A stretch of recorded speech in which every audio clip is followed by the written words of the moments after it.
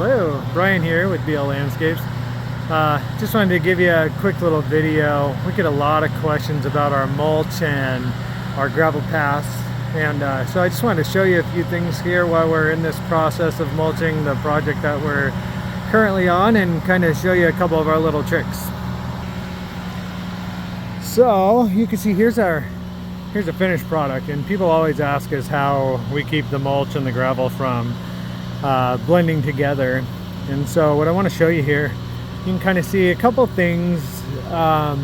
We use a specific kind of mulch. This is a natural mulch that is made from recycled material by our local supplier, Mallard's Landing Nursery, and it's really great. It's healthy. It stays nice in the wind. It doesn't blow around. It actually adds nutrients to the soil.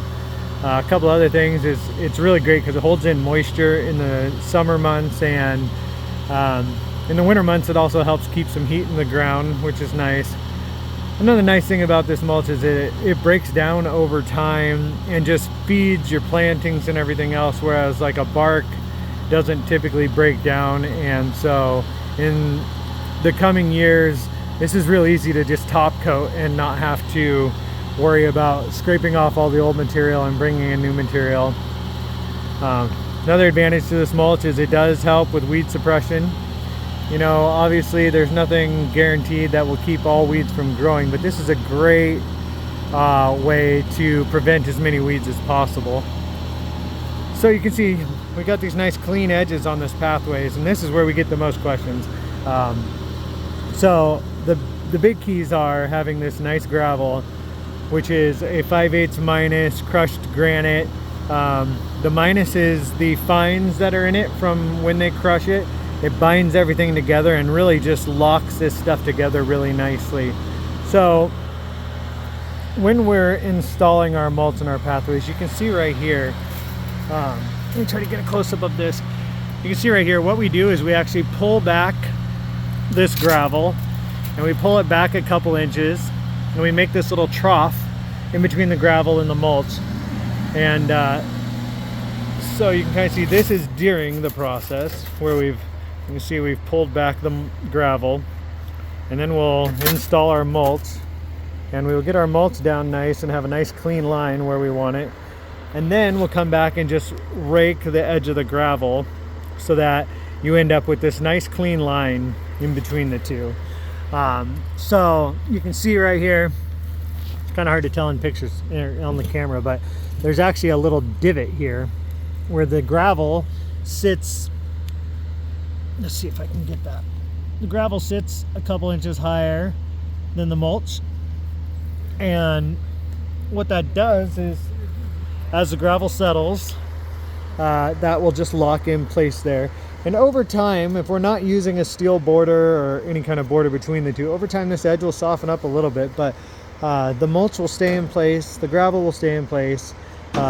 Even in heavy rains, this mulch is also great for that. It will hold up well on steep slopes, and I mean it's you can actually run a garden hose right onto the mulch and it won't wash the mulch away. I mean it's one of the big advantages, is it really helps kind of keep the water where you want it.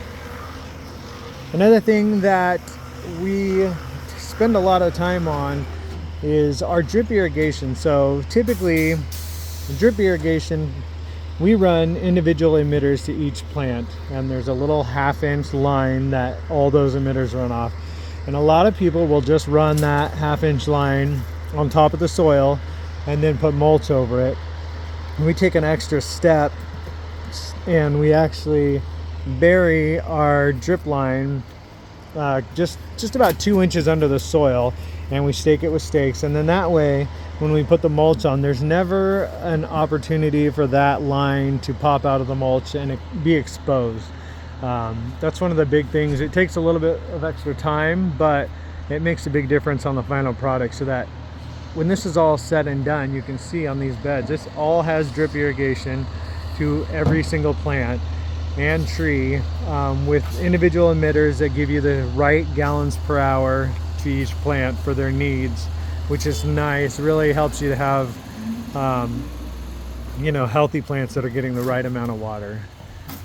But like I said, burying that down in the soil about 2 inches really makes a big difference, because that keeps it from ever being exposed. You know, if the mulch gets thin in an area, one of the big things I really can't stand is seeing irrigation lines popping up out of the bed. So we take a little bit of extra time, bury that before we do any of the mulch, and then you end up with a nice clean look. The other thing is, you know, we'll take a little bit of extra time once we spread our mulch.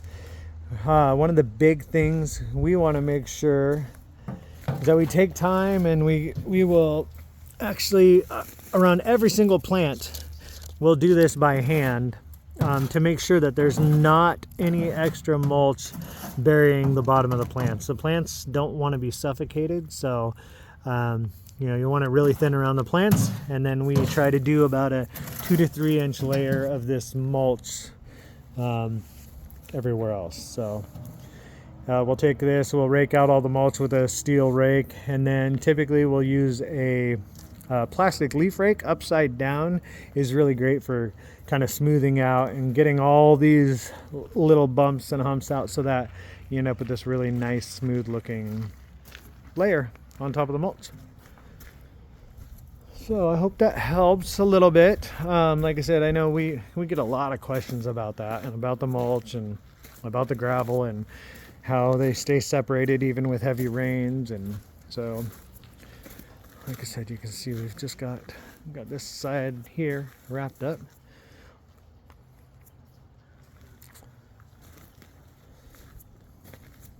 And I hope you guys are having a good day.